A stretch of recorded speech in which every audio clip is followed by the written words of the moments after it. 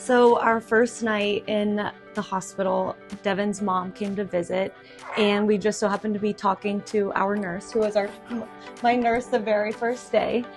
She made me feel so comfortable, obviously in a very scary situation. She was so calm and made me feel at peace and made me know that everything was going to be okay, even though it was a scary time. And while Devon's mom was here that evening, we were just chit-chatting and telling stories, and Devon's mom was just rattling off doctors' names, saying, oh, these rooms all look familiar, and ended up saying, I don't know how she brought it up. She brought up who delivered you. She just said, hey, there was this lady that worked here. She's Filipino. And her name is Josephine. Yeah. And her name was Josephine, yeah. And Joe stopped, and it's 4 in the morning. No. It was at the end of her shift. End of the shift. And then so 8, 7 o'clock. Joe pulls her mask down. She's like, I'm Joe.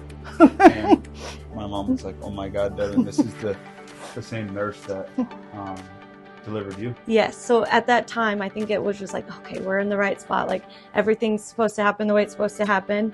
And then fast forward, 3 weeks almost exactly. Yeah. I had been in labor and the shift changed. It was now 7 o'clock. The new shift was coming in, and we knew at that point, okay, baby's coming today. There was a couple days leading up to it where we weren't sure.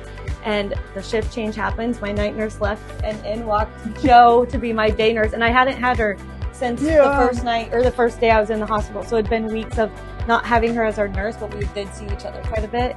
So her walking in the day that we knew he was coming into this world was so special. And it was just one of those things that everything's supposed to happen the way that it's supposed to.